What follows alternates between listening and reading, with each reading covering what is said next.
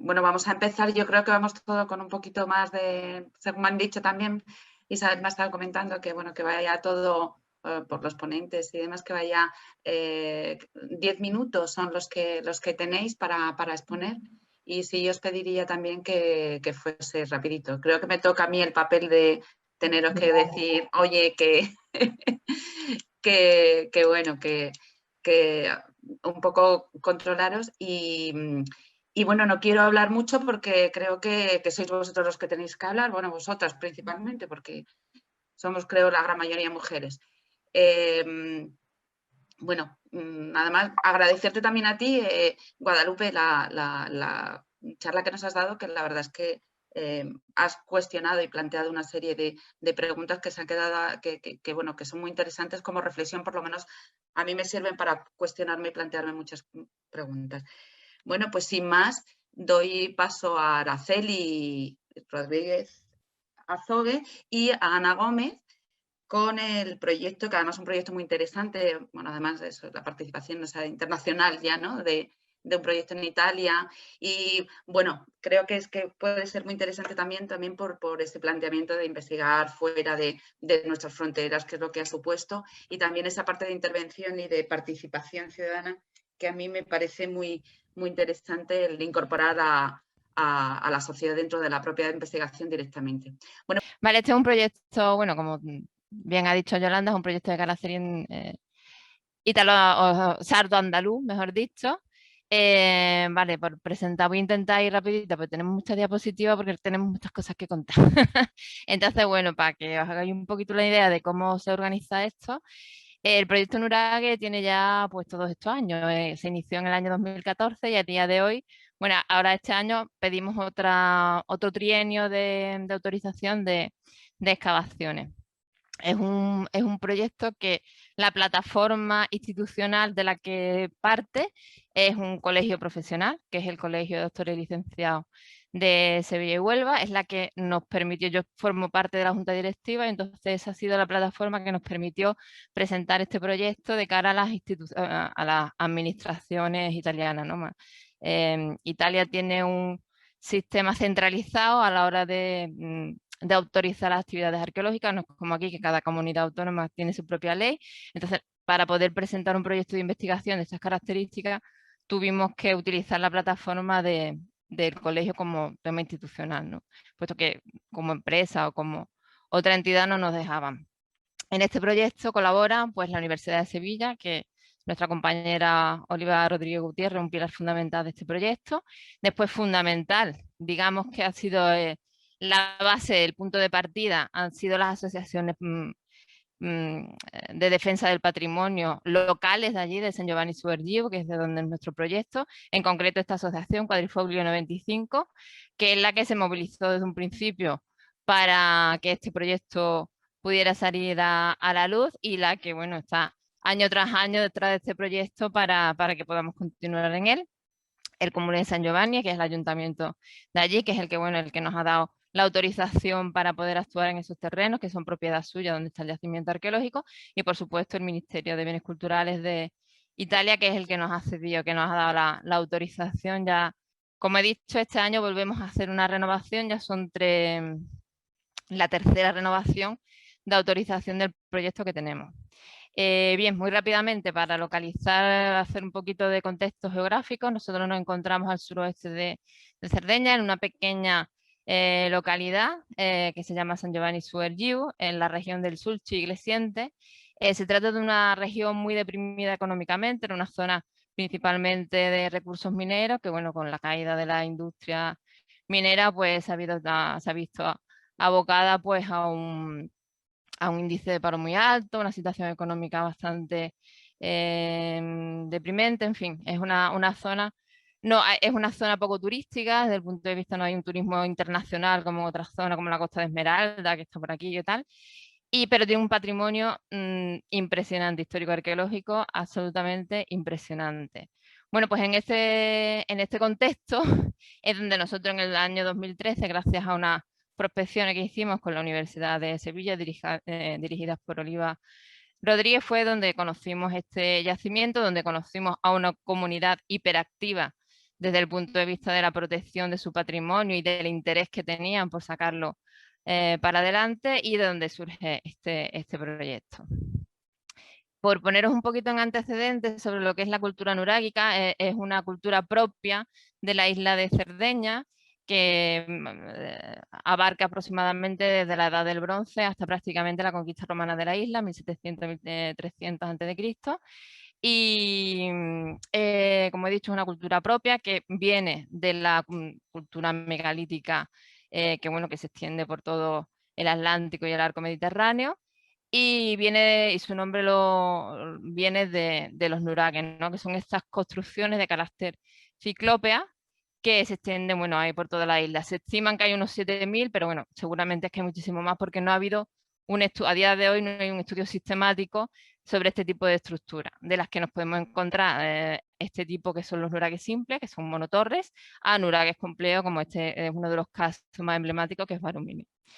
Desde el punto de vista de la investigación, pues existe un intenso debate sobre su función, ya que se han interpretado como fortalezas, almacenes, templos. Realmente la complejidad de este tipo de yacimientos no solamente su función concreta, sino su función a lo largo del tiempo, puesto que abarcan un arco cronológico tan amplio que parece que en cada momento tuvieron una función diferente. En nuestro nurague, digamos, es lo que se está intuyendo en las diferentes excavaciones y en los resultados que hemos obtenido.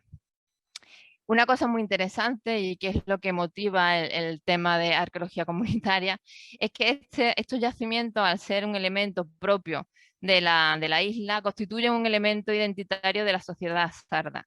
Digamos que cada municipio, cada pueblo quiere tener su nurague como elemento identitario, pese a que después, bueno, existen muchísimos otros yacimientos romanos, fenicitas, pero digamos que este es como el elemento identitario clave. Y después, una de las cosas que a nosotros también más nos motivó para meternos en este proyecto, que es sobre todo el que no apenas se han excavado este tipo de yacimientos con metodología arqueológica, lo cual suponía, bueno, pues por una parte un hito y por otra parte pues un reto, ¿no?, para nosotros. Junto a estas estructuras, bueno, pues existen otros tipos de estructuras, como son los pozos sacros, las cabañas de reuniones, donde se reunía, en principio parece que se reunían los principales, los jefes principales de la comunidad, y una serie de elementos muebles característicos, que son los que definen esta cultura también, como son los bronchetos, son estas figuritas de aquí, o estos elementos de aquí abajo, que son, digamos, emblemáticos de un momento muy concreto, de una zona muy concreta, que es el Golfo de Cabra, que son los nuragues de Monteprama. Esto por poneros un poquito en contexto de lo que es esta cultura. Bueno, nos centramos ya en nuestro yacimiento arqueológico, y quiero que veáis estas fotografías, que son del año 2013, que es cuando por primera vez nosotros visitamos el yacimiento, ¿no? Yo he de decir que cuando fui la primera vez a ver esto, me enteré de la mitad, porque es que, claro, aquello era un bosque, y eso de que era verano y apenas había llovido y todavía la hierba estaba seca, pero apenas se podían apreciar bien lo que eran las estructuras. Sin embargo, esa visita que la hicimos junto con la inspectora que nos habían mandado desde la superintendencia, porque este yacimiento está declarado vínculo, que es como un BIC, ¿vale? Es la figura similar a nuestro bien de interés cultural. Venían también gente del Ayuntamiento de San Giovanni, y venía gente también de la Asociación de Patrimonio. Era tal la emoción, la gente de la asociación, que la verdad es que salimos emocionados de la visita por el ímpetu que pusieron ellos explicando el nurague, explicando la historia que ellos recordaban, y todo aquello que tenía que ver con este lugar y con las esperanzas que tenían puestas, porque toda su pregunta era: ¿cómo podemos hacer para sacar este patrimonio hacia adelante, ¿no? Fue una de las preguntas que nos llevamos de vuelta a España cuando volvimos de aquel mes de prospecciones. Vale, pues ya entonces, prácticamente un año después, surge la idea, bueno, nos surge la idea de por qué no organizar un proyecto de actividad arqueológica allí. Bueno, fue un poco una locura porque no sabíamos muy bien dónde nos metíamos, ¿no? Pero la verdad que se dio una serie de circunstancias maravillosas que consiguieron que este proyecto fuera realidad, y según nos dijeron, no era nada fácil que una institución como la nuestra, como un colegio profesional, le otorgaran una intervención arqueológica a largo plazo de estas características, ¿no? Pero tuvimos el apoyo de como digo, del ayuntamiento, de las asociaciones de patrimonio de allí, de la superintendencia de Cagliari, con lo cual este proyecto se vio realidad. Y de esta imagen que hemos visto, que apenas se apreciaba, pues pasamos a esta, que es nuestro pequeño yacimiento en el que ya se ven las estructuras diferenciadas, lo que es el nurague complejo con 3 torres, el vilayo, que es lo que nos queda por desbrozar y por poder estudiar, que todavía está ahí, la gran cabaña, una torre con su muralla, una posible foso defensivo, en fin, una serie de elementos que cada año que transcurre pues va definiendo mejor este yacimiento, ¿no? Aquí un poquito una fotografía más de detalle de lo que sería el edificio principal en el estado en el que nos lo encontramos ahora mismo de las investigaciones, donde ya se pueden ver más definidas las torres, los muros que lo definen, otra cabaña frontera a la puerta del nurague.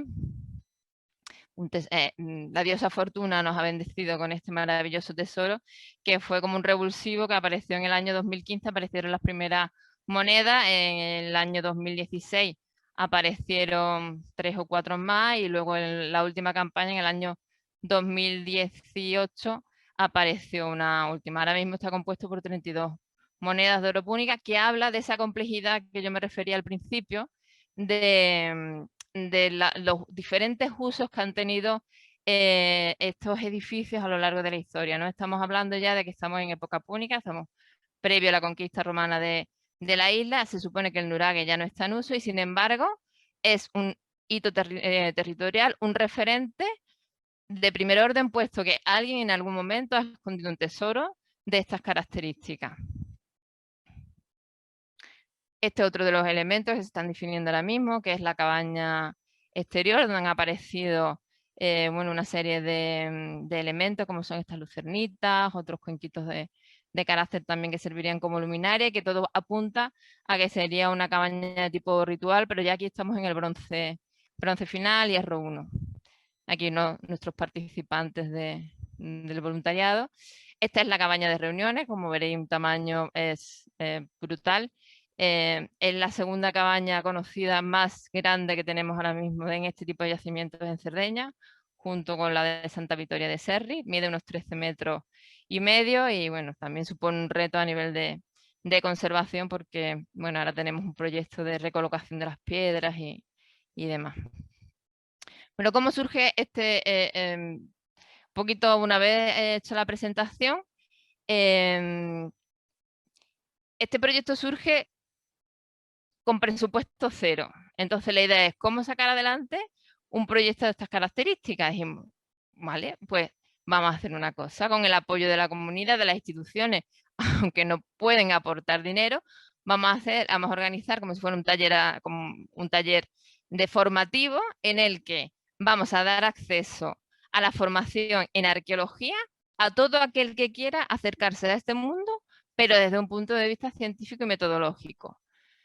Vamos a hacer que gente que cuántas veces hemos escuchado que me gustaría haber sido arqueólogo o que me gustaría, pero este mundo nos está vetado, pues nosotros vamos a abrirlo.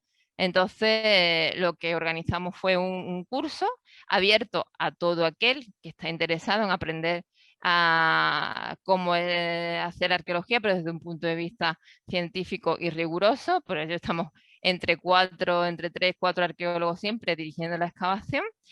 Desde un punto de vista también de la investigación, era un reto, lo que ya comentaba, investigar un yacimiento inédito, y después nuestro principal reto, que era el reto patrimonial, el yacimiento como un bien que en un futuro sirva para el desarrollo económico del municipio. Nunca hemos dejado de recordar que, por muy interesante que sea la investigación de este yacimiento y que a nosotros nos revierte y nos satisface, el objetivo último es que esto revierta en la comunidad que lo está potenciando, ¿eh?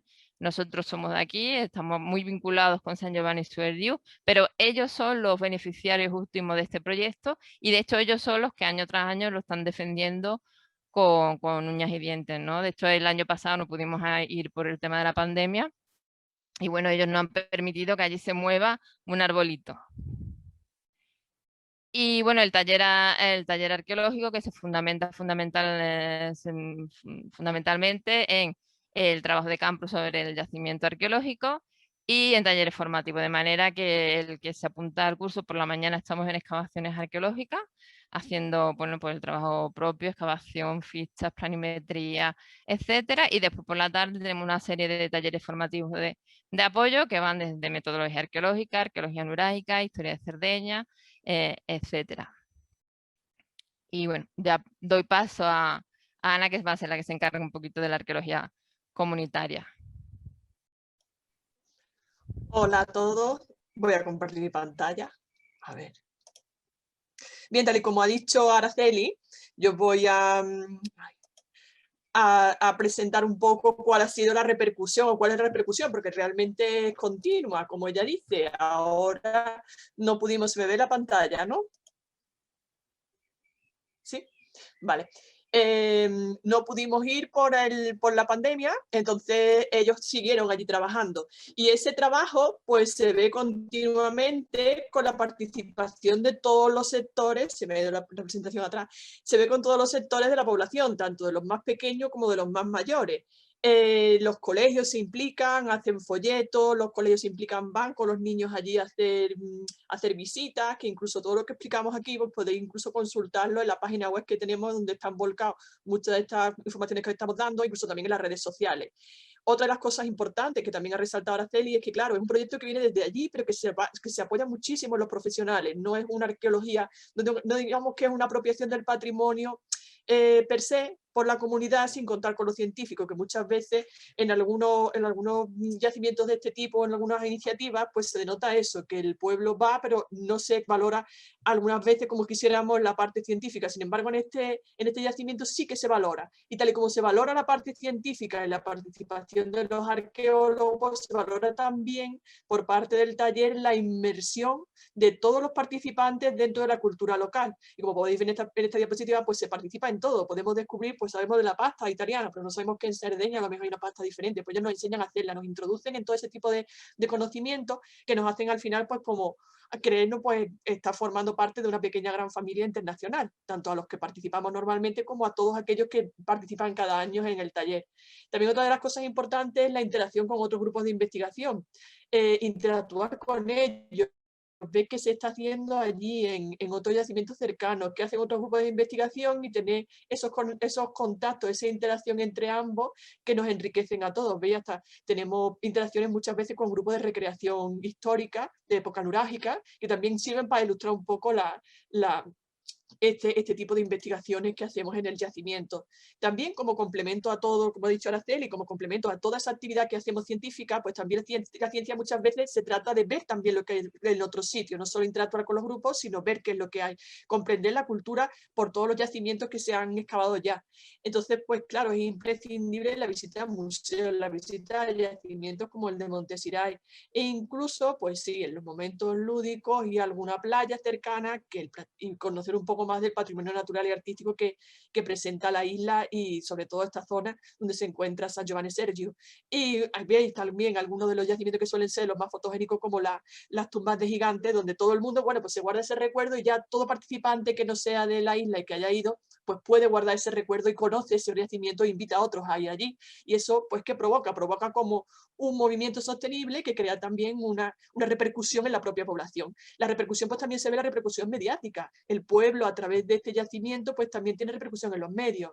Igual que la repercusión científica, pues sale en distintos noticiarios locales, en la televisión, en prensa y demás, pues también tiene su repercusión también aquí en España. Veis en otros digamos, medios de difusión, digamos, a nivel mundial, como por ejemplo National Geographic, pues veis que también se hace eco de estas excavaciones. Entonces todo esto revierte también en la comunidad, es el interés de la comunidad en esta excavación científica que finalmente revierte también en su conocimiento y en su desarrollo.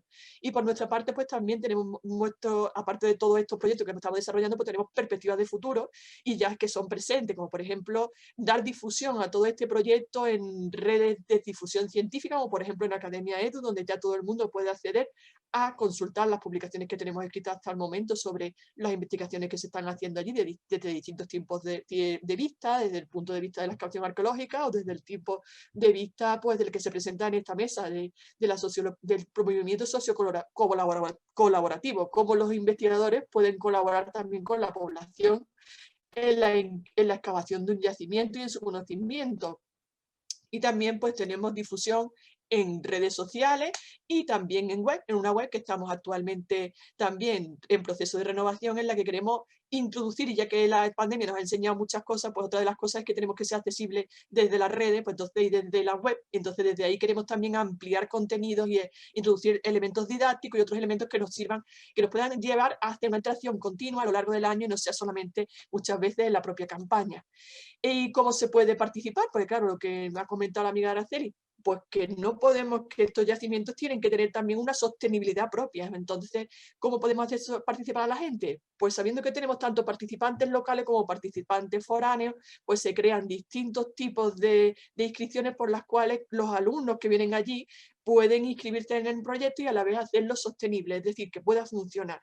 Entonces veis algunas de las categorías que hay actualmente, que podéis consultar en la web, y veis también cómo pues, se han hecho campañas de promoción y los propios alumnos, aquí Marco, que es uno de los más queridos que tenemos entre los locales de allí de San Giovanni, pues nos van haciendo también promoción del proyecto desde su propia emoción. Es decir, ya eso incluso vale mucho más que la investigación científica, esa apropiación del yacimiento que también hablaba la conferenciante por parte de la población, ya es un hecho incluso desde el principio y quizás con este proyecto se ha afianzado.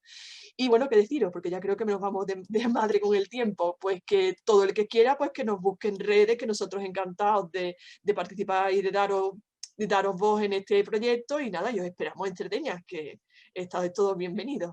Vale, pues muchísimas gracias a todos. Pues nada, buenas tardes a todos. En primer lugar, agradecer a IPH la oportunidad de participar y en este encuentro que podáis, sobre todo, dar a conocer el municipio y dichos proyectos. Yo me presento, soy la responsable de la oficina de turismo y bueno, voy a comenzar con el primer proyecto, a ver si se ve en pantalla. A ver. Ahí creo que se ve. Sí, perfecto, ahora sí. Vale. La presentación. Antes de comenzar con la presentación, pues me gustaría deciros que es un desarrollo rural, ¿vale? La localidad de Aldeire es un pueblecito de aquí de la provincia de Granada. El patrimonio material de este castillo está en desuso e inminentemente está en derrumbe. Por eso nuestro tema a abordar es ante esta situación e intentar que esto se conserve y que lo antes posible se intervenga.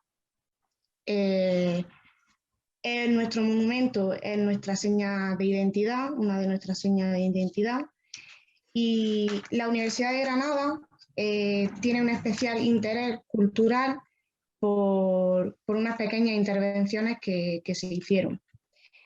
Y en concreto hay un departamento interesado en las distintas actuaciones. Los aportes que tenemos son mínimos y las actividades o actuaciones que se hacen, pues se hacen desde el ayuntamiento. Nosotros intentamos hacer visitas guiadas, todo tipo de... Como está al aire libre, pues muchas veces la gente sube allí y no hace falta que se le guíe. Y sobre todo, pues que sea una difusión en redes, ¿vale? Con respecto a la intervención, antes de nada me gustaría introducir al municipio.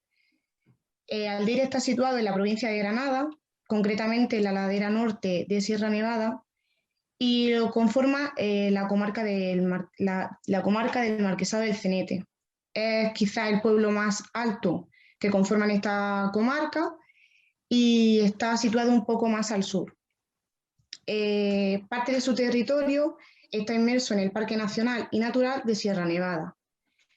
La localidad se encuentra junto al cauce del río Benéjar y este municipio se organiza por barriadas.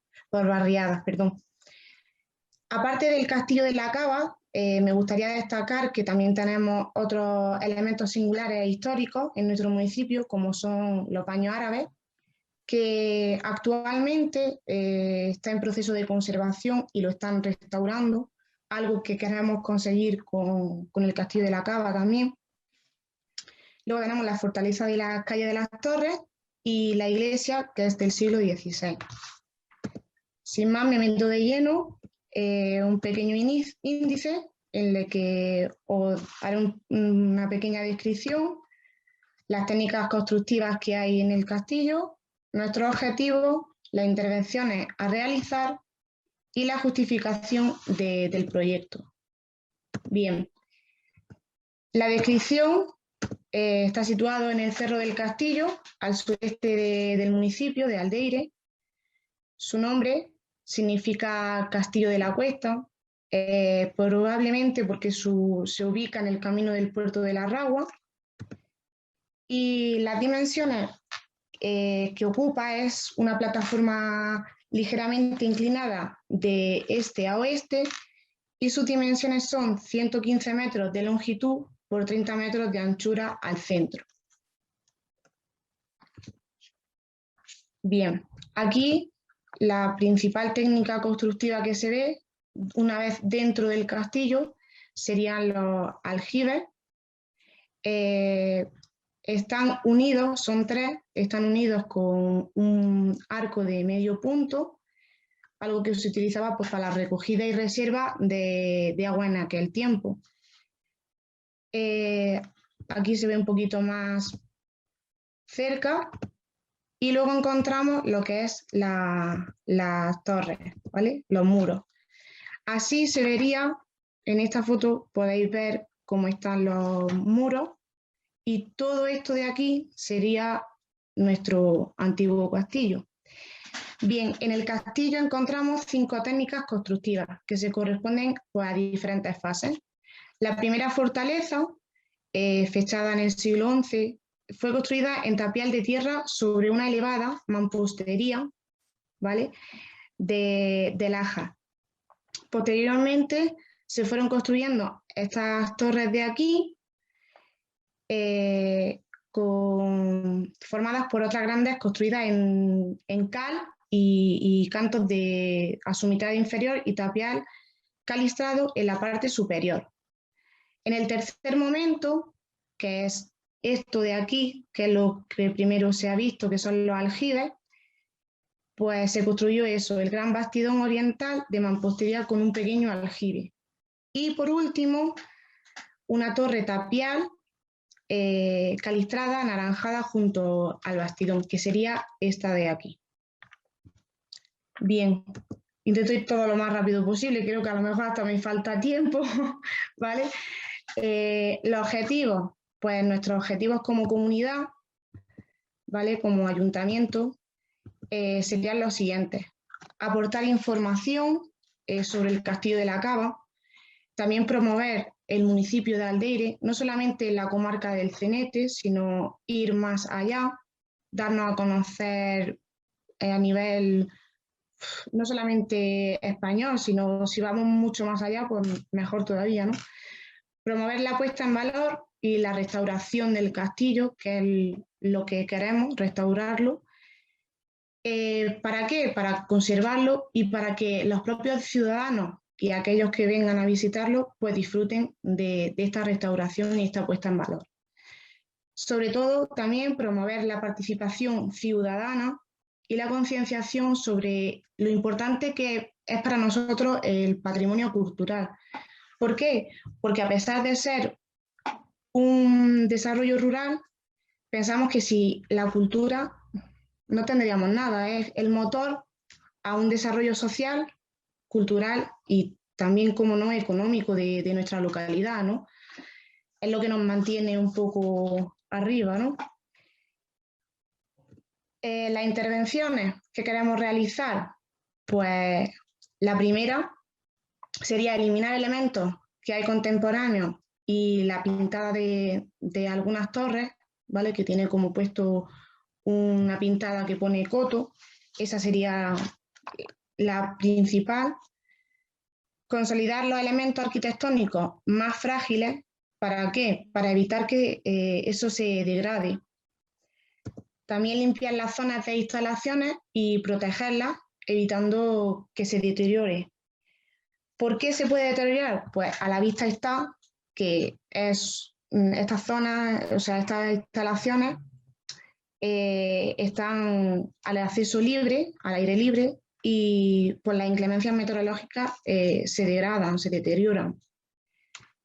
También realizar acceso no invasivo, es decir, con pasarelas, para que sirvan y podamos acceder y recorrer el castillo fortaleza sin riesgo a que se deteriore. Señalizar con hitos explicativos el entorno, iluminar elementos arquitectónicos más relevantes para su puesta en valor. Y por otra parte, se trata de una joya arquitectónica única de la época Azirí, sobre los siglos XI y XIII, y entonces merece la pena que esto se conserve en la historia. Pienso que a pesar de que sea una herencia cultural árabe, es un valor arqueológico y turístico increíble. Solamente os invito a que vengáis a verla, aunque esté en estas condiciones, pero sí que es increíble y que ofrece eso, turismo al municipio y no solamente al Aldeire, sino a lo que es la comarca, ya que estamos en un proceso de despoblación, porque el municipio de Aldeire cuenta con muy poquitos habitantes. Si llegamos a unos 500, vamos, que nos conocemos todos. Y entonces también ayuda al desarrollo cultural, arqueológico y lo que decía, y económico de esta zona. ¿Por qué este proyecto?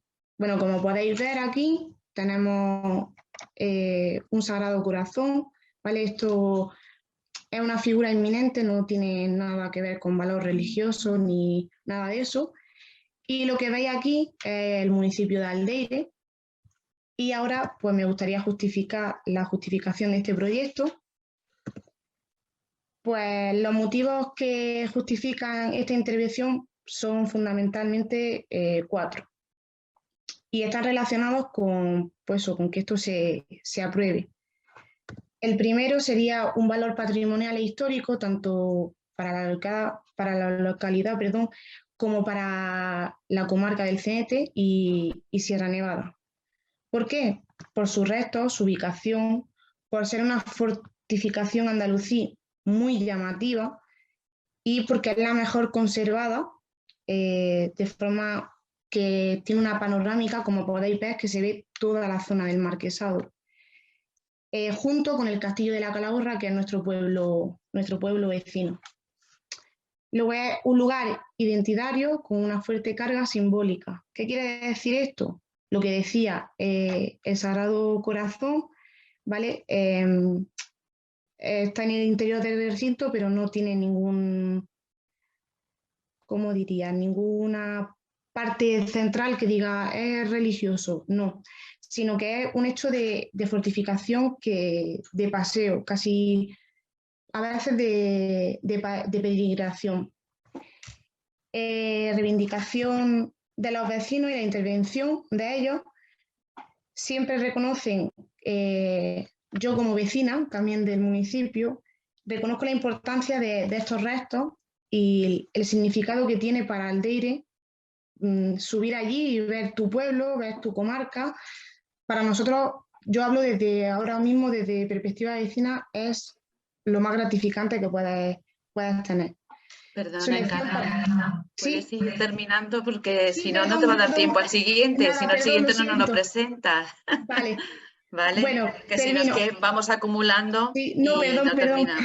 Venga. Bueno, se prevé un importante impacto social y cultural, debido a eso, a que nosotros lo ponemos en la Semana Cultural como una fiesta, y que sea un impacto económico directo y también potenciar pues, su acceso tanto a la población local como a aquellos que nos visiten. Y las estructuras del castillo, pues solamente eso, necesitan una actuación urgente de conservación y restauración. Y nada, pues gracias y siento haberme cedido en el tiempo. Pues el otro proyecto sería, no sé si se ve. Sí, perfecto. Se ve. Vale, Hola, bueno, pues cambiamos a la conservación de la festividad de moros y cristianos. Esto es un recurso inmaterial. Lo que intentamos en la comunidad es rehabilitar la Semana Cultural en verano. Se hace en verano, ¿por qué? Porque hay más gente, más público. Y tenemos ayuda de Diputación en esta semana, pero todos los demás recursos son inmateriales. Esa gestión recae en el ayuntamiento. Cada año es más complicado nuestro objetivo en potenciar que la asociación haga esta representación, entonces queremos llamar un poco esa atención y a ver si podemos seguir conservando esta festividad y activarla lo que es la asociación. Se hace año tras año y bueno, no voy a poner el contexto porque ya he puesto antes de Aldeire y me voy a meter de lleno en esto. Las imágenes que van apareciendo son diferentes representaciones de lo que se hace, ¿vale? Y cómo, lógicamente, en tiempos de pandemia no se podría hacer por la gente que se ve, ¿no? Un índice, pues bien, los orígenes de esta festividad, los personajes, el texto de la representación, la justificación del proyecto y los materiales. Bien. Los orígenes.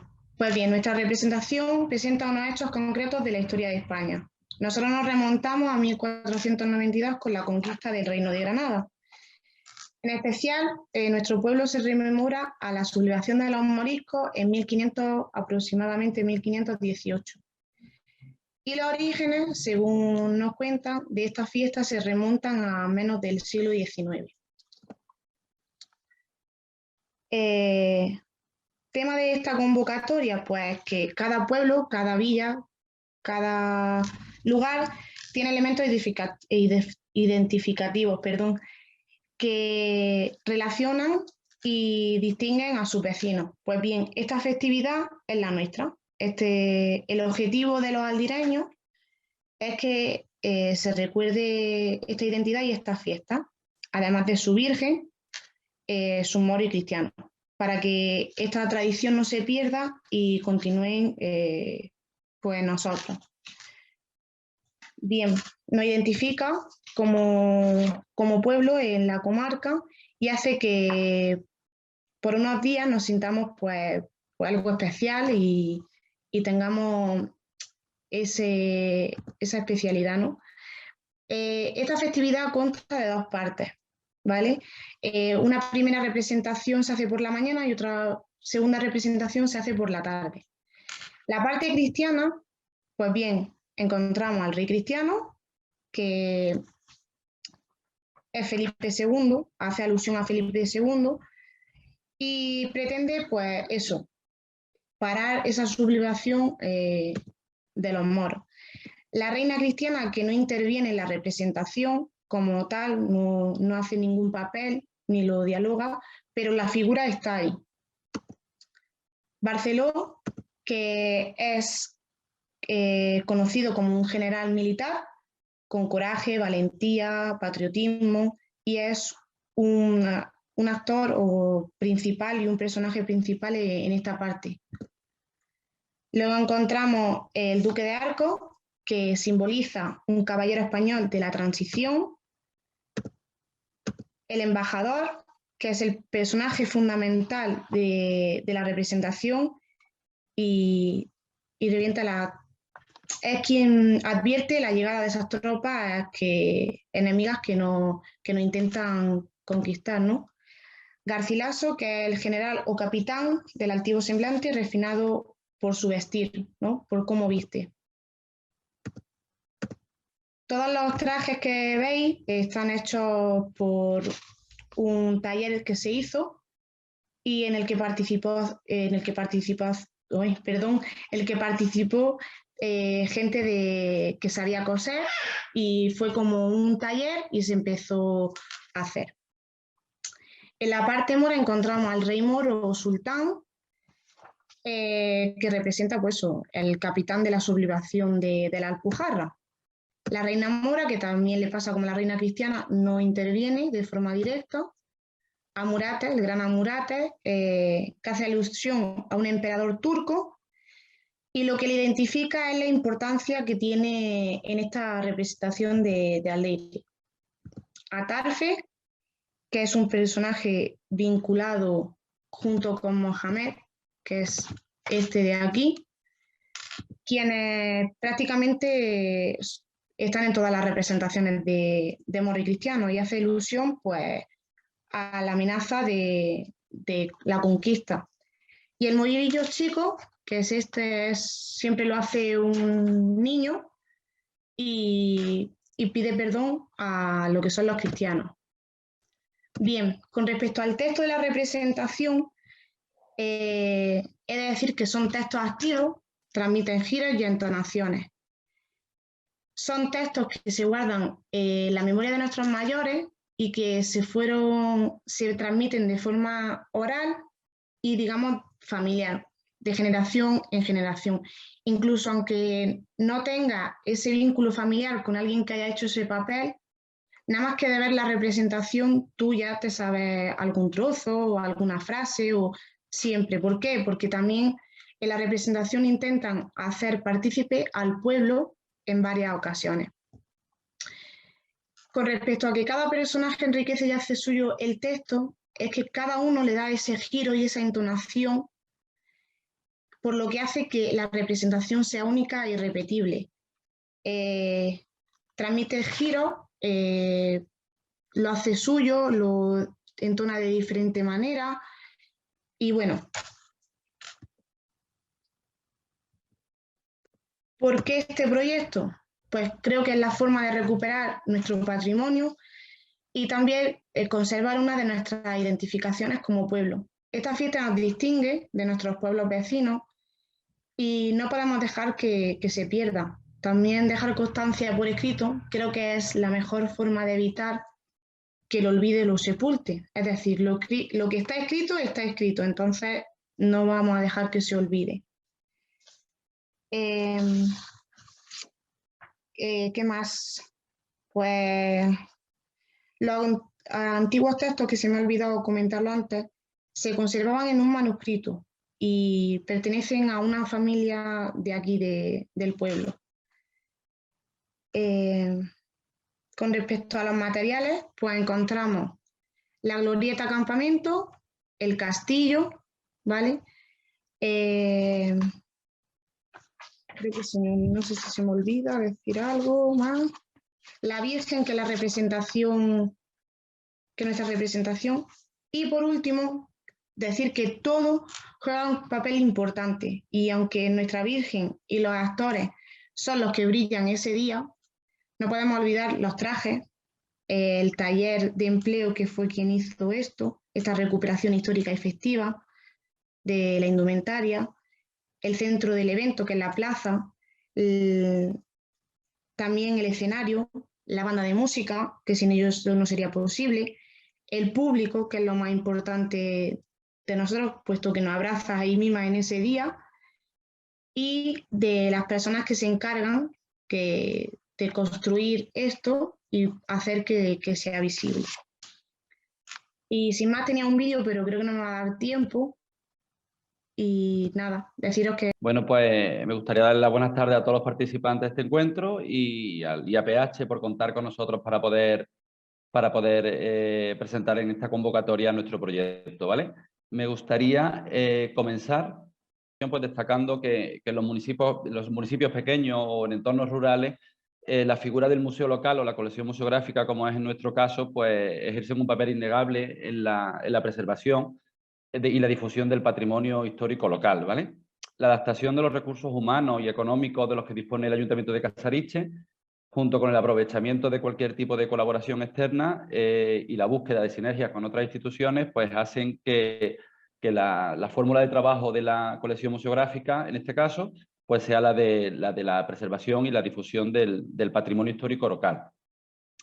Os contextualizo un poquito, ¿vale? Y os comento que Casariche es un municipio de la provincia de Sevilla, que se sitúa a 122 kilómetros de la capital y que tiene una población actual de unos 5.600 habitantes. Ya a partir de, bueno, surge con la creación de Felipe II del Marquesado de Estepa, en torno a principios del siglo XVI, y ya a partir de finales del XVIII, pues ya se constituye como un municipio independiente de este marquesado. Como gran parte del territorio andaluz, el término municipal de Casariche pues, cuenta con una riqueza arqueológica excepcional, pues fruto sin duda pues, de la ubicación en la que se sitúa entre la Alta y la Baja Andalucía. Son numerosos los hallazgos casuales de monedas y cualquier tipo de artefacto u objeto y se extienden a lo largo del término municipal de Casariche, y de entre los que destaca pues, la aparición en el año 85 de la villa romana del Alcaparrás, que fue excavada y estudiada en el año 85 y 86, y cuyo conjunto de pavimentos conforman ahora mismo actualmente los fondos de la colección museográfica del mosaico romano.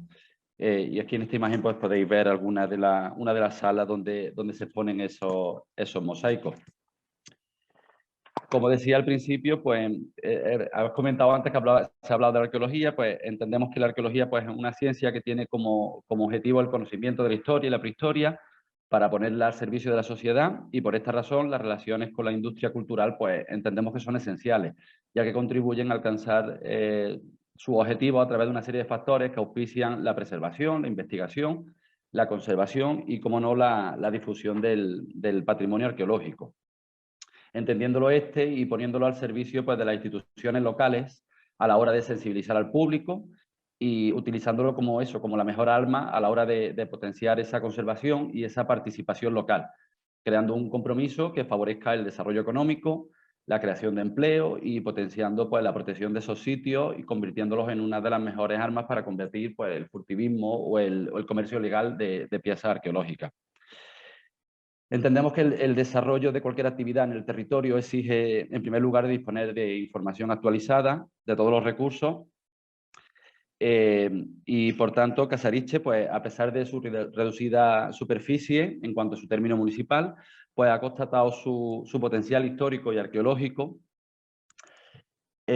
a través de la redacción de, ahora he visto a la Celi hace un momentito en pantalla, que fue una de las personas que se encargó de hacer este trabajo, pues se realizó en finales de 2019, principios de 2020, la redacción de la Carta Arqueológica Municipal. Los documentos existentes anteriores eran del año 94 y ahora en esta edición de 2020 pues, se ha puesto de manifiesto el potencial que el territorio posee en cuanto a yacimientos arqueológicos. Sí que es cierto que son de diferente índole, pero de gran importancia. Entendiendo esto y teniendo ya el instrumento de conocimiento y de proyección, ¿no? Pues el Ayuntamiento de Casariche optó por... Ay, me he pasado. Optó por uno de los yacimientos que actualmente se encontraban en una fase más avanzada pues, de estudio, de accesibilidad y de puesta en valor. Y se trata de este yacimiento del Cerro Bellido de Casariche. En la imagen vemos una imagen de los años 40, realizada con motivo de la redacción del catálogo histórico y artístico de la provincia de Sevilla. Y bueno, pues como decía este proyecto de activación del patrimonio local pues, se articulaba en base a la ejecución de una serie de actuaciones concretas que nos iban a permitir la creación y la revalorización de un elemento arqueológico natural pues, como era el paraje del Cerro Bellido, convirtiéndolo en un recurso patrimonial de primer orden y que pasaría a formar parte de la oferta cultural que el municipio pues, ofrece en la actualidad. Este proyecto, esta intervención, se marcaba una serie de objetivos, ¿vale? De entre los que destacamos, pues, en primer lugar, el promover la protección y la conservación del patrimonio cultural y su uso público, entendiendo que aplicando a este proyecto grandes dosis de iniciativa y de trabajo, pues estos atractivos históricos y culturales de Casariche podían ser explotados como fuente de riqueza cultural, social, económica y aportando a la sociedad pues 3 valores clave como pueden ser el valor identitario, un valor económico y un valor social. El segundo de estos objetivos era la mejora de la calidad de vida y el desarrollo vital del municipio. Bajo esta premisa, pues la localidad resultante de estas acciones es una localidad que permita que sus ciudadanos habiten en un entorno que favorece el desarrollo personal, el familiar, el social, el cultural, donde estos vecinos pues, están dispuestos a mostrar su patrimonio orgulloso a cualquier visitante y participando así del concepto de Casariche como una localidad comprometida con sus valores. En tercer lugar, sentar las bases de una línea de trabajo ligada al desarrollo sostenible del municipio, entendiendo que las comunidades locales pues tienen que garantizar y potenciar estas oportunidades de futuro y que este debe ser uno de los principales objetivos que gestionen los recursos y se mantengan en estos procesos de integridad cultural y esenciales para la conservación de estos yacimientos. Y por último, pues consolidar el sector turístico como un sector productivo que generara empleo y que promoviera la iniciativa empresarial. Entro de lleno en el entorno del Cerro Bellido, que como decía, que de entre todos los elementos que se pusieron de manifiesto tras la redacción de la Carta Arqueológica Municipal, pues el que se encontraba en una fase más avanzada de estudio, de acondicionamiento, para poder convertirse en un proyecto consolidado por sí mismo, pues eran las canteras romanas del Cerro Bellido. Estas canteras se sitúan al sureste de la localidad, a un par de kilómetros aproximadamente, y a la derecha del río Yegua, y desde las que se divisa pues, todo el paisaje del olivar que rodea este entorno, pero además por la situación en la que estamos, pues se divisan las serranías, en días claros se puede ver Sierra Nevada, pero se divisan igualmente las serranías de Córdoba, de Málaga y como no, las de Sevilla. Pues como os comentaba, este pequeño monte tiene su cima abierta pues, por unas canteras de aproximadamente unos 2000 años de antigüedad, y de las que se extraían infinidad de cilindros que se labraban toscamente in situ para después ser pulimentados y adaptados a su funcionalidad en el lugar de su uso. Durante los últimos años, en este lugar se ha realizado una rehabilitación medioambiental, mediante la cual se ha reforestado el entorno realizando plantación de arboleda autóctona y además pues, se han instalado un espacio de ocio como merenderos, bancos, barbacoas, se ha adaptado el aparcamiento y todo el perímetro se ha protegido al igual que se ha hecho accesible al visitante. Por todo esto, pues, ¿qué es lo que nos quedaba? Pues hacer una intervención arqueológica y científica que nos permitiera definitivamente el conocer verdaderamente el yacimiento, cuál había sido su uso y cuál había sido su importancia a lo largo de la historia.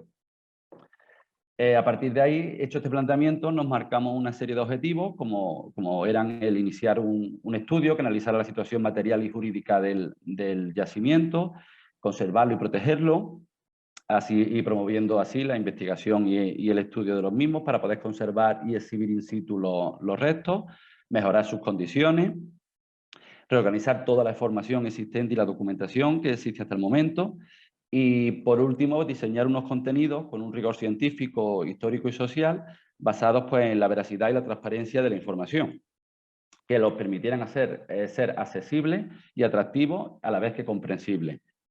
Por último, de las pautas que nos poníamos en un principio era integrar el yacimiento en el territorio y en la zona donde está, recuperar esa memoria del pasado y conseguir que todas las actuaciones fueran encaminadas a comunicar el bien arqueológico y su entorno con el colectivo social que lo rodeaba. La musealización de estos yacimientos arqueológicos pues, significa un proceso renovador, un cambio de perspectiva de cómo la administración regional o local afronta la creciente interacción entre el patrimonio cultural y la comunidad a la que se adscribe, y por ello nosotros planteamos este proyecto faseado en 2 años. La primera fase que se ejecutó, a pesar de la situación sanitaria que estábamos atravesando, pudimos ejecutar y conseguir los objetivos marcados en un inicio, y otra fase que se va a desarrollar, si todo va bien, este verano de 2021. Estas actuaciones, como comento, pues consistían en lo que os comento ahora. Primero, el dotar al yacimiento de una serie de medidas de accesibilidad suprimiendo las barreras arquitectónicas que el visitante o cualquier persona que acudiera a este entorno patrimonial se pudiera encontrar. Y como veis en estas imágenes, se eliminó un camino que circundaba todo el perímetro de la cantera y se adaptó el camino que se circunda, pero además se crearon unos itinerarios nuevos que conectaban el camino principal pues, con la zona de servicio, como pueden ser los aseos, o como puede ser la propia conexión al entorno de la cantera. Esa fue una de las actuaciones que se llevaron a cabo en este proyecto, y la otra que vemos aquí pues, fue la intervención arqueológica como tal. Esta se desarrolló mediante una campaña de voluntariado, donde en principio pretendíamos que la participación fuera local, pero sin embargo se amplió mucho más porque hubo bastante participación. Y fueron estas personas, este personal voluntario, junto, es decirlo, con la coordinación y la participación, por supuesto, del personal cualificado profesional, el equipo de arqueólogos, que fueron los que llevaron la intervención a cabo, se consiguió la limpieza y el estudio de una de las canteras. Hablo de la superficie total de las canteras es de en torno a 1.500 metros cuadrados y se intervino sobre una de ellas que... Antonio, por favor, cuando Sí. puedas, vas terminando. Sí, Perdonad. Tengo la sensación de que corro mucho, pero es que quiero... Venga, pues os voy contando, ¿vale? Entonces se limpió el entorno del yacimiento, como podéis ver en las imágenes, dando como resultado estas imágenes finales que vais viendo. Y aquí podéis ver una vista aérea del yacimiento y del entorno limpio. Pudimos aprender y saber la proyección que tenían esos cilindros de piedra que se extraían del yacimiento de la cantera, que eran utilizados como contrapesos en almazaras de aceite, y pudimos ver otras piezas disgregadas por todo el territorio del municipio. Por último, la última actuación que se hizo fue esos contenidos, esa información que se había extraído de la intervención arqueológica, pues ponerla de manifiesto y musealizar el entorno, pues a través de una serie de paneles donde se narra el proceso no solo histórico del yacimiento, sino en cuanto a su idiosincrasia, las funciones de la piedra, geología, etc. Igual que se aplicó esos criterios al territorio. Y bueno, no sé si tenía también preparado un pequeño vídeo, pero bueno, si vamos mal de tiempo, pues eso, más o menos que conocierais un poco el entorno y el yacimiento del Cerro Bellío. Muchísimas gracias. Es que vamos muy mal de tiempo porque si no, no dejamos paso para el coloquio. Bueno, yo os han mandado algunas preguntas por el chat. La primera es hecha a Guadalupe por Ignacio, por Nacho Muñiz. Y perdonad que vayamos tan rápido porque es que si no se hace un poco tedioso y un poco largo. La primera es para Guadalupe y es una reflexión de Ignacio. Te la voy a leer, literal, vamos, está en el chat. Entonces, no sé si la habrás visto ya, Guadalupe, o... La he visto, pero le iba a decir a Nacho que si la quiere plantear él mismo, la he visto, pero se me cayó, en fin, que la perdí, pero tomé notas. No sé si está Nacho por aquí. Pues Nacho. Bueno, en cualquier caso, si quieres,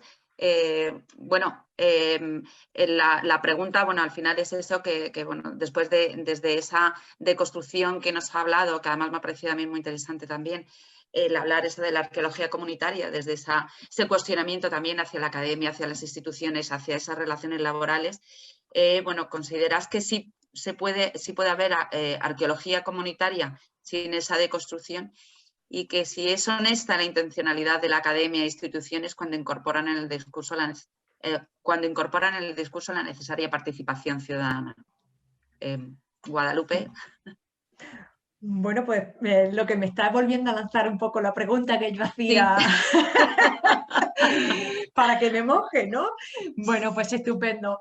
A ver, sí, efectivamente, estoy totalmente de acuerdo contigo que para que exista esa arqueología comunitaria tal y como he descrito, hace falta, necesario un cuestionamiento bastante radical de la academia, las instituciones, de la propia disciplina, de cómo entendemos las relaciones laborales y la propia comunidad, ¿no? Entonces, como decía, es como una transformación total y muy difícil de asumir, porque eso, hasta legalmente, bueno, en cuanto que el patrimonio se define como público, pues como decía, tampoco se puede hacer lo que la comunidad diga o decida que hay que hacer. En este sentido, hay que contar con las administraciones públicas. Está restringido, por ejemplo, el acceso habitualmente a una excavación. Hay a personas que están en un programa de formación formal, habitualmente en universidad o como parte de algún tipo de práctica. No tiene cabida en relación a lo que comentaba en cuanto a la legislación laboral. Hay una serie de lagunas, ¿no? Por ejemplo, nos enfrentamos o este proyecto tuvo problemas con la inspección de trabajo por el hecho de participar personas que no tenían la titulación de arqueología. Y entonces, en ese sentido, pues eso, se ha reducido esa función social de la arqueología o esa polisemia o una forma de entender la arqueología que va, como decía, más allá de la academia o de un trabajo, ¿no? Como decía, creo que ponía también algo de las excavaciones en relación a la memoria histórica. Pues efectivamente, es algo que va más allá de la academia, que se entiende como algo que es más allá de una relación, de un trabajo, ¿no? De una relación laboral, donde participan voluntarios, asociaciones, etcétera. Porque va más allá de lo que entendemos muchas veces como arqueología. Entonces, si me pide que me moje, no se puede, no se puede hacer una arqueología comunitaria en el sentido en la que describía, teniendo en cuenta todas estas restricciones, y menos en un momento donde la inversión pública se ha reducido un montón y hay una elevada precariedad laboral y hay una, bueno, pues competencia por recursos escasos, ¿no? En este ámbito pues surgen todas estas reacciones que he tratado de describir. ¿Es honesto? Esa pregunta que decía, ¿es honesta hablar de participación en la legislación?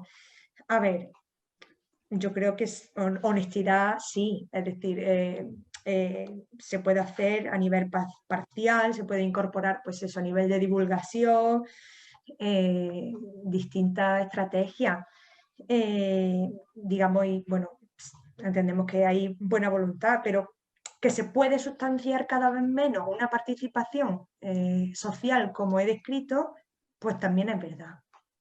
Entonces no sé si he contestado.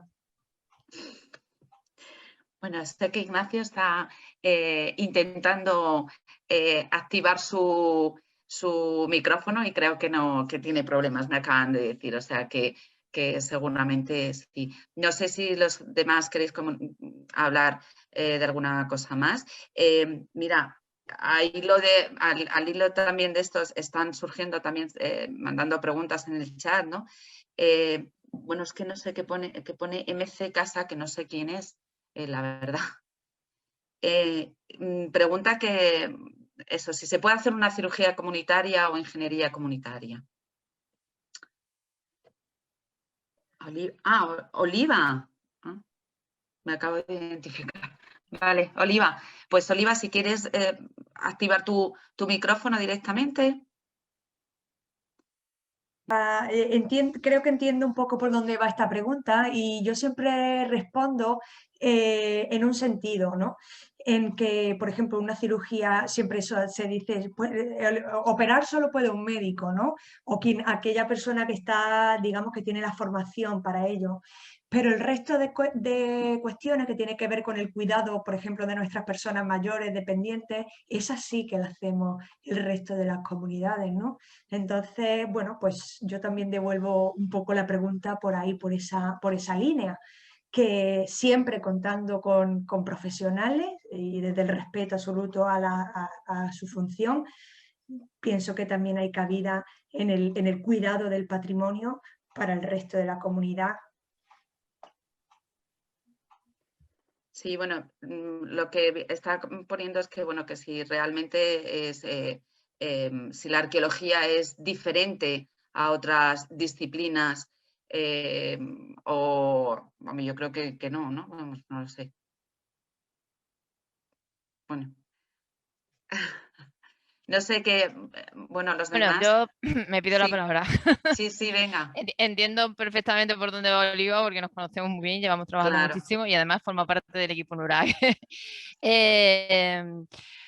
Vamos a ver, yo entiendo la idea de la arqueología comunitaria, soy la primera que lo defiende, que creo que hay muchos profesionales que nos hemos partido la cara muchas veces. Bueno, de hecho, el proyecto Nurag, que nació como un proyecto completamente altruista, un ejemplo de ello, ¿no? Lo que pasa es que es verdad que en el contexto en el que nos encontramos de institucionalización, sobre todo del tema, hay mucha burocracia metida en la arqueología, porque necesitábamos muchísimos permisos, más que un cirujano para operar, pero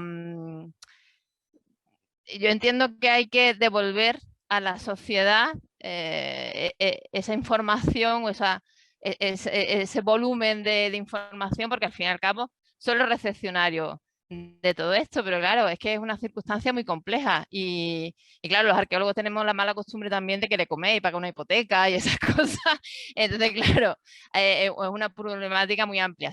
Yo soy de la opinión de que se puede hacer una arqueología comunitaria. De hecho, yo creo que nosotros con nuestro proyecto Nurag lo estamos consiguiendo pese a las dificultades que nos estamos encontrando y pese a, bueno, y además una cosa, en Italia el voluntariado en arqueología no está permitido. O sea, en España sí. Tú puedes meter a voluntarios a trabajar siempre que estén asegurados, siempre que, en fin, pero allí está completamente prohibido, con lo cual nosotros tenemos que hacerlo a través de las inscripciones en curso, con una cierta oficialidad y demás, ¿no? Pero es complicado, es muy complicado porque, claro, tú corres una serie de riesgos, no solamente de pérdida de información, sino riesgo de que una persona se te puede caer, se te puede escalabrar y ahí hay un problema de seguridad, ¿no? Entonces, es complicado buscar el equilibrio entre las instituciones, la burocracia a la que está sometida la arqueología, la investigación y las comunidades es complicado, pero yo creo que con voluntad se podría conseguir y con presupuesto.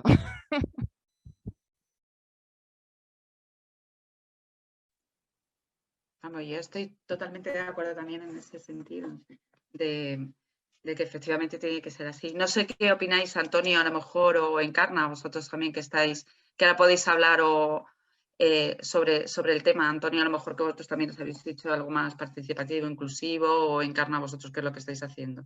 Exacto, bueno, yo lo que ha comentado Araceli anteriormente, nosotros por tema presupuestario y por el tema también en parte burocrático, porque es muy complicado emprender proyectos de este tipo con un bajo presupuesto, pero sí que manteniendo un perfil profesional que actúe sobre ello, es evidente que tienes que tirar de soluciones y una de las soluciones es el tema del voluntariado. A nosotros, por ejemplo, nos ha funcionado bastante bien, nos funcionó bastante bien en la edición pasada y este año, por ejemplo, no sé si me ha dado tiempo a comentarlo o no, pero tenemos previsto un campo a nivel nacional, donde hay una participación de 20 personas voluntarias, en principio, más todas las que puedan participar de nuestra comunidad. O sea que ese tipo de proyectos así movilizan a muchas personas, que en cualquier caso, si un ayuntamiento como por ejemplo donde yo trabajo, donde es el mío, tuviera que financiarlo, sería prácticamente imposible. Exacto, yo opino un poco como Antonio, ¿no? Comparto casi esa opinión. Y con respecto a las preguntas que me han hecho, que he visto que han sido dos, pues las resuelvo rápido. A Ignacio decirle que al ser un patrimonio inmaterial, al transmitirse de generación en generación, hace que el texto, pues lo creamos tal y como es, ¿no? Simplemente pues una representación histórica. De hecho, lo que nosotros hacemos no es discriminar a la mujer como tal, sino al contrario, es participativa. De hecho, ha habido 2 participaciones a lo largo de estas representaciones, ¿no? Y que no son solo lo desempeñan los hombres, sino también mujeres. Eso para nosotros es indiferente. Y este tipo de patrimonio es complicado de modificar, entonces lo que haremos pues será revisarlo y haremos un esfuerzo por introducir esos cambios. Y nada, con respecto a los gastos, pues lo que decía Antonio, mi ayuntamiento es muy pequeño, esta zona es muy pequeña, entonces económicamente llevar a cabo eso es complicado, ¿no? Perdona, Encarna, también hay otra Dime. pregunta que es de Eva Sí. también, que Sí. dice, lo has visto, ¿no? Bueno, te la pregunto, ¿no? Que, dice algo que no he terminado de entender a lo largo de su Vale. exposición. Y Sí. dice, y es que sí, efectivamente, la fiesta de moros y cristianos son un referente identitario para la comunidad, de donde surge la necesidad de reivindicar la intervención de los vecinos y poner en marcha el proyecto de recuperación de la fiesta. Vale, pues muy breve para no extenderme mucho. Como patrimonio inmaterial que es, pues al final, y lo que vengo diciendo, ¿no? Es un municipio tan pequeño que al final sufre una despoblación. Entonces, hace que nuestro pueblo, pues, aunque la tradición sigue, cada vez es más complicado que la gente participe, que últimamente los que están participando son jóvenes de mi edad, ¿no? Entonces es complicado porque este tipo de eventos se trasciendan, sacan todos los años. Eso es lo que nosotros intentamos buscar, que se hagan todos los años, presentes, y hacer que no solamente sea esa actividad, sino esa sea la principal, pero enfocar distintas actividades a eso.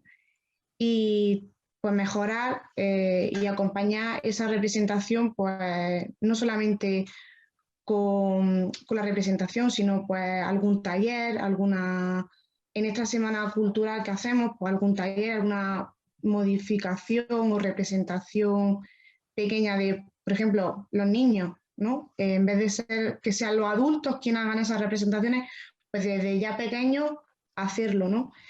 Y que en otras épocas de nuestro año, pues nuestros paisanos emigrantes, pues también de alguna manera disfruten de lo mismo que nosotros disfrutamos. No sé si he respondido más o menos a la pregunta. Sí, yo creo que sí. Guadalupe, tú tienes una pregunta, ¿no? Que has puesto. Activa el micrófono. Sí. Disculpa, era un poco por seguir un poco las reflexiones que estábamos haciendo antes y por rizar un poquito el rizo. Iba a preguntar a las compañeras que presentaron el proyecto Nugares y también a de Cerro Bellido, que hablaron sobre el tema de la participación de la gente del pueblo en la propia excavación, así como también personas, bueno, que están en formación o en un proceso de formación o de forma voluntaria o como queramos denominar. Quería preguntarles si han tenido algún tipo de reacción en contra a este tipo de participación por parte de eso de las administraciones, del sector profesional, del sector académico y así, como si se encontró el proyecto que yo describí y que digamos, terminó pues hiriendo el proyecto. Era eso. Vale, yo no sé si Ana quiere decir alguna cosita, me adelanto yo así como un poquito más de institucional. Mira, nosotros no hemos tenido problemas ni con arqueólogos, y más que somos casi todos españoles con apoyo de arqueólogos italianos. Desde el punto de vista profesional, sin problema en absoluto, y laboral tampoco. Sí tenemos que tener mucho cuidado con el tema de los controles que nos hacen desde el ministerio, porque como ya te he dicho, en el permiso, cuando nos dan las concesiones, se nos permiten que sean arqueólogos profesionales, estudiantes universitarios o peones. Pero el voluntariado solamente lo podemos tener en acciones, por lo mejor pues lavando cerámica, cosas de apoyo. ¿Vale? Nosotros de todas formas, como lo que hemos organizado es un taller arqueológico en el que todos se tienen que inscribir, que es una inscripción formal, aunque aunque para la gente del pueblo tenemos una inscripción específica en la que prácticamente no tienen que pagar nada, pues lo metemos por ahí, ¿no? Pero es el único problema con el que nos hemos encontrado allí, ¿eh? Yo ya no sé, Antonio, si ha tenido algún problema de esas características en su desarrollo. Creo que tampoco, que no hubo problemas en el desarrollo de las excavaciones del Cerro Bellido. Que va, nosotros al contrario, lo que sí que es cierto, que respondiendo un poco a la pregunta de Guadalupe, hubo un interés inicial, digamos, y una vez que, esto es muy típico también que pasa mucho, una vez que se empiezan a desarrollar los trabajos, hay mucha más gente que se le interesa. Pero ¿qué pasa? Que como tenemos el tema de los seguros, como ha explicado Araceli antes, una serie de indicaciones que hay que cumplir, pues no se puede. En la siguiente fase pues abriremos un poco más el margen quizás de inscripción a la hora de que la gente participe, pero en ese aspecto nada. Y en cuanto al hecho de que la comunidad diera algún tipo de problema, en cuanto a todo lo contrario. Hubo participación oral en este caso, ya que la gente no podía intervenir trabajando o excavando o ayudando en las labores. Sí que teníamos a muchísima gente que se acercaba, seguía los trabajos con interés y después pues participaba de forma oral, digamos. Sí que es cierto, yo no he podido explicarlo antes, pero sí que nosotros teníamos previsto otro sistema de participación y de educación con el sector escolar, ¿vale? Aquí en Casariche hay un colegio y un instituto y sí que se tenía previsto la participación de esos escolares en las labores para educación con ellos. Lo que pasa que, bueno, debido a la situación sanitaria, pues no se pudo desarrollar. Y por último, me gustaría apuntar el tema de las administraciones, cómo participan, que también lo ha dicho Guadalupe. Nosotros en ningún momento hemos tenido ningún problema, salvo lo tedioso del proceso administrativo, que también es lo que ha dicho antes Araceli. Es algo que tienes que prever con muchísimo tiempo y en el mejor de los casos llegarás al momento de inicio de un proyecto y tendrás todos los permisos y todas las cosas en regla, y si no, pues te costará mucha llamada de teléfono y mucha intervención por tu parte a la hora de que eso se pueda desarrollar. En ese aspecto sí que hay un poquito más de problema. Sí, a mí me gustaría también aportar algo al debate, porque veo que se cuestiona mucho. Yo es que aparte del proyecto Nuraghe, también trabajo en un ayuntamiento desde hace ya tiempo, y a principio de este siglo, porque ya hablamos de siglo, hicimos 6 campos de trabajo internacionales y nacionales. Y me resulta curioso el debate que tenemos ahora mismo, en el que te dice un voluntariado no se puede llevar a cabo, una excavación arqueológica no se puede hacer nada, y sin embargo, y con el auspicio de la administración pública, pues realmente el Instituto Andaluz de Juventud aquí en Andalucía, el que lleva el tema de los campos de trabajo, tú planteas un campo de trabajo arqueológico y, claro, tienes que contar con el permiso también de cultura, pero en ese caso nadie se plantea el problema de si son gente que sabe, gente que no sabe, si son realmente del pueblo, si no son del pueblo. Entonces choca un poco, claro.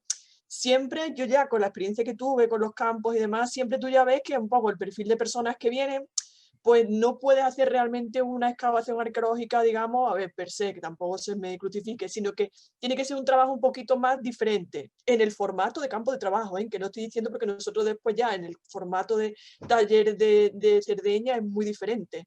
Entonces eso, en ese formato, entonces me resulta curioso ese momento de crítica hacia que no sé si es porque es una iniciativa comunitaria por la que se le critica o si es porque es otro tipo de iniciativa, no lo sé. No lo sé si también entra un poco el tema de la propia gestión, que también hay que ser un poco, hay que ponderar un poco, bueno, esa participación y lo que se puede y lo que no se puede. Como hablaba Oliva, un ingeniero puede ser comunitario, una obra de ingeniería puede ser comunitaria.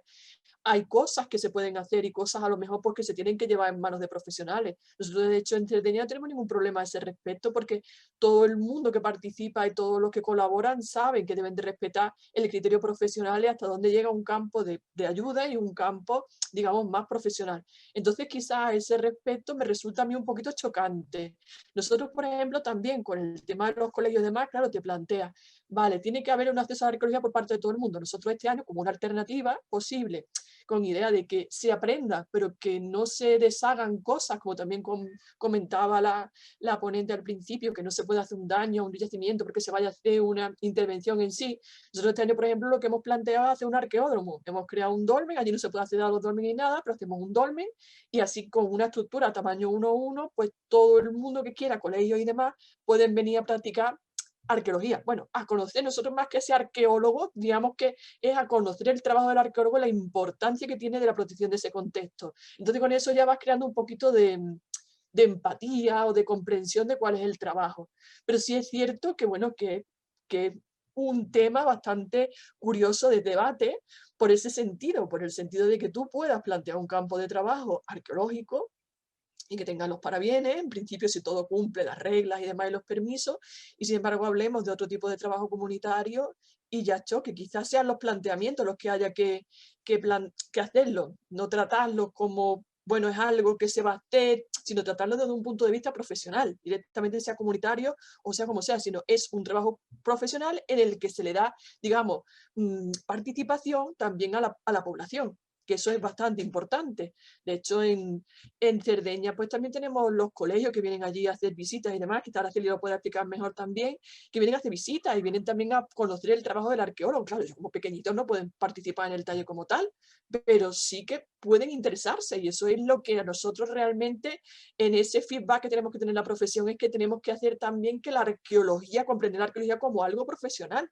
Que sí, que tenemos a Tadeo Jones, tenemos a Indiana Jones, tenemos a Lara Croft, tenemos muchas cosas, muchos imaginarios, pero realmente no son ciertos, en cierto modo, sino que tenemos que crear uno que sean reales a nivel de contemporáneo, quiero pensar. No sé qué pensáis vosotros.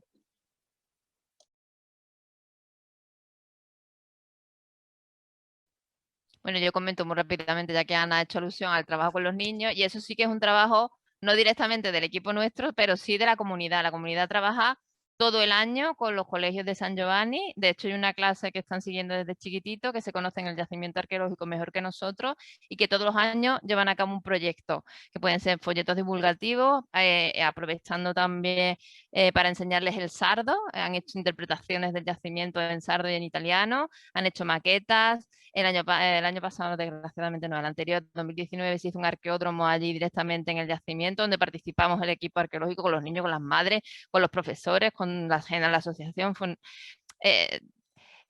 Se han creado la verdad es que nuestro proyecto nos satisface mucho porque se han creado una serie de sinergias que han echado a rodar y están andando prácticamente solas, que están siendo muy fructíferas, y que el equipo por una parte va apoyando ahí científicamente, pero que después la comunidad está rodando sola, y de hecho ellos son los guardianes del yacimiento, porque nosotros no podemos estar allí habitualmente.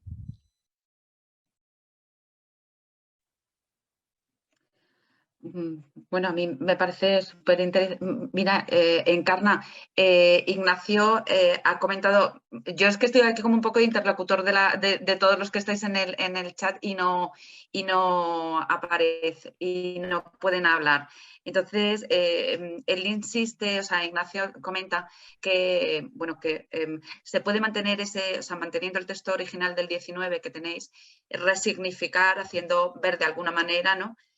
¿A qué respondería originalmente la fiesta que vosotros estáis poniendo en valor, ¿no? La fiesta de moros y cristianos, a través de esos talleres o de como propuesta que él te hace, ¿no? No sé Bueno, si... sí que es verdad que puede ser una opción eso, lo de los textos, ¿no?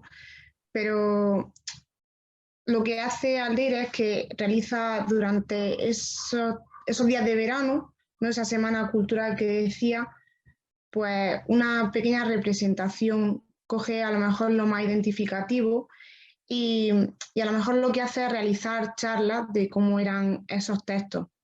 Es verdad que el original, porque no sé si lo he comentado en la presentación, he intentado ir tan rápido que no sé si lo he comentado, aunque es del siglo XIX, esta festividad, es verdad que los textos es algo que se ha ido cogiendo de la gente mayor, que lo iba haciendo, entonces esos textos están como reescritos, ¿no? Y no son del todo con exactitud de ese tiempo.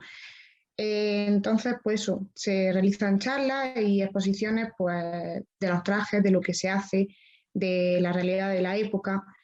Y es una representación como dramática, ¿no? Teatralizada. Entonces, esos cambios pienso que tiene que sufrirlo.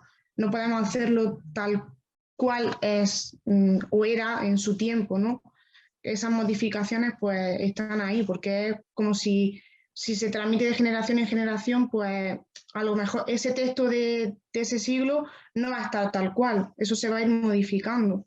No sé si he respondido a la pregunta o me lo he dicho bien, porque creo que soy la más joven y estoy ahí un poco que no sé si lo cuento todo bien. No, estupendamente, estupendamente. No te preocupes. Vale, gracias. Yo seguiría, pero bueno, si queréis seguir comentando algo más. Vamos, a mí me han parecido unas propuestas muy interesantes y además esa participación ciudadana, o sea, que además incluso siempre se habla mucho de participación y de participación ciudadana y me parece también muy interesante también estos cuestionamientos de hasta dónde las problemáticas ponerlas encima de la mesa, porque en realidad a todos hablamos incluso desde la misma administración, ¿no? Se habla mucho de la inclusión, de la participación y de la participación ciudadana, pero luego el cómo se gestiona eso, cuáles son las problemáticas. Yo creo que todas esas cuestiones también hay que ponerlas encima de la mesa para que realmente se organice y se empiece a hablar